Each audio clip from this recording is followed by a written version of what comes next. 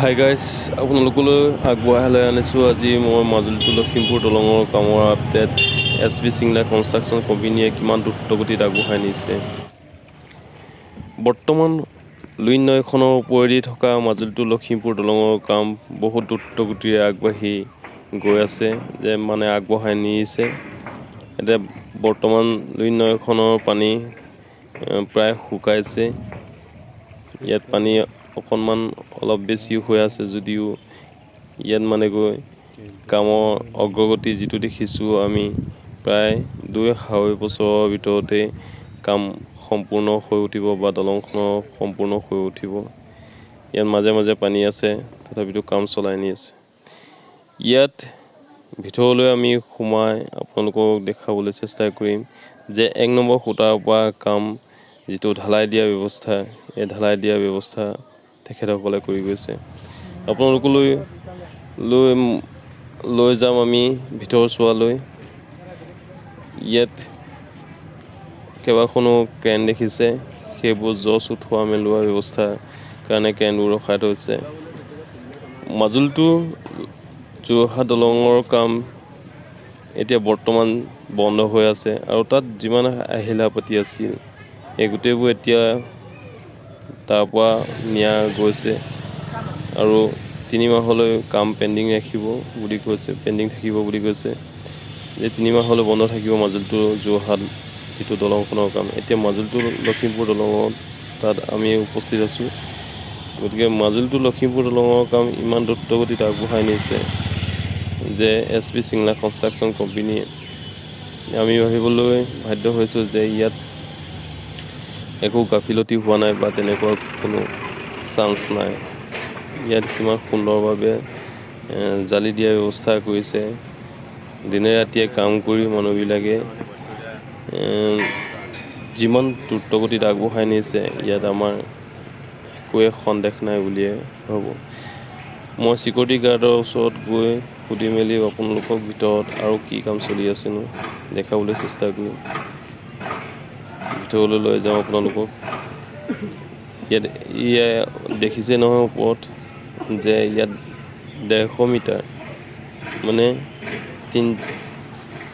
ছটা খুঁটাৰ মাজত থকা যিটো ডিষ্টেঞ্চ 50 মিটাৰৰ ভিতৰত যিটো 150 মিটাৰৰ কাম ঢালাই দিয়া ব্যৱস্থা কৰা হৈ গৈছে। এনেদৰে ওপৰত মানুহ অহা যোৱা কৰিব পৰা ব্যৱস্থা হৈ গ'ল। ইয়াত চেলাইবিলাকো ঢালি গৈছে আৰু মজবুত কৰিব লাগিব বুলি কৈছে আৰু মজবুত কৰাৰ ব্যৱস্থা কৰিব বুলি কৈছে। আমি সুধিছিলোঁ যে আৰু তেখেতসকলৰ কাম বাকী আছে বুলি কৈছে। এতিয়া যিখিনি প্ৰাৰম্ভিক কাম সেইখিনি এতিয়া সম্পূৰ্ণ হৈছে বুলিয়ে ক'ব পাৰি। মই ভিতৰলৈ সোমাই আপোনালোকক দেখাই গৈ আছোঁ যে 1 নম্বৰ খুঁটাৰ পৰা আৰম্ভ কৰি কিমানলৈ আগবাঢ়ি গৈ আছে যে মাজুলী টু লখিমপুৰ দলঙৰ কাম।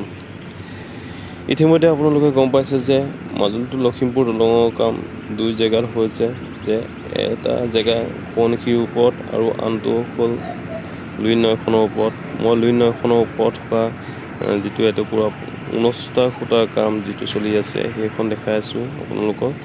ইয়াত এনেদৰে 150 মিটাৰমান আপোনাৰ মানুহ অহা যোৱা কৰিব পৰা ঢালাই দিয়া হ'ল আৰু এইফালে 1 নম্বৰ খুঁটাৰ পৰা আৰু 2 নম্বৰ খুঁটাৰ মাজত যিটো 50 মিটাৰ, এই 50 মিটাৰটো জালি দিয়াৰ ব্যৱস্থা কৰা হৈছে। এয়া আপোনালোকে দেখিছে যে ৱেল্ডিং দি জালি দিয়াৰ ব্যৱস্থা কৰা হৈছে। যিহেতু মজবুতকৈ ইয়াত জালি দিয়াৰ ব্যৱস্থা কৰিছে বুলি ইয়াৰ স্থানীয় মানুহবিলাকে আমাক শুনোৱাইছে বা কৈছে।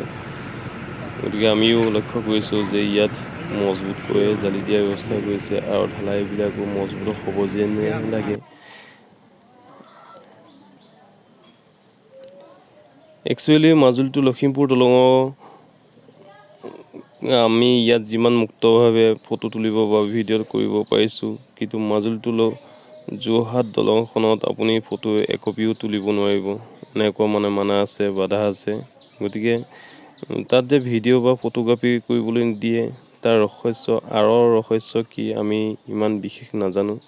কিন্তু ইয়াত মুক্তভাৱে আমি ঘূৰি ফুৰিছোঁ বা ইয়াত চাব পাৰিছোঁ, নিজে লক্ষ্য কৰিব পাৰিছোঁ আৰু ভিডিঅ' কৰিব পাৰিছোঁ।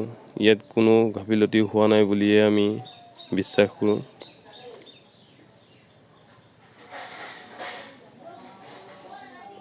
SP চিংলা কোম্পানীকে তাত চঞ্জাই দিয়াৰ ব্যৱস্থা কৰিব বুলি কোৱা শুনিছোঁ। চাব কণ্টেক্ট দিয়াৰ ব্যৱস্থা দিয়া হ'ব বুলি কোৱা শুনিছোঁ। আমাৰ মাজুলী টু যোৰহাট সংযোগী দলঙৰ কামৰ কিমান দূৰ সম্ভৱ হয় সেইটো আমি বিশেষ নাজানো।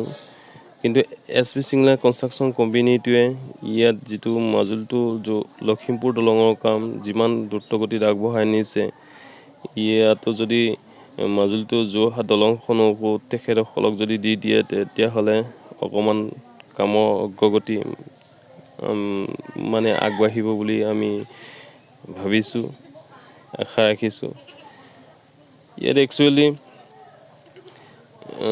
কোনো কামে গাফিলতি হোৱা নাই বুলিয়ে ভাবোঁ, যে ইয়াত যিহেতু ধুনীয়াকৈ আমি দেখিব পাৰিছোঁ বা চাব পাৰিছোঁ, ইয়াত যিটো জছ দিয়া ব্যৱস্থা কৰিছে, এই জছ দিয়া পদ্ধতিবিলাকো অকণমান মাজুলী টু যোৰহাট দলঙৰ কামতকৈ অকণমান বেলেগ বা তেখেতসকলৰ কামৰ পদ্ধতিবিলাকো অকণমান বেলেগ।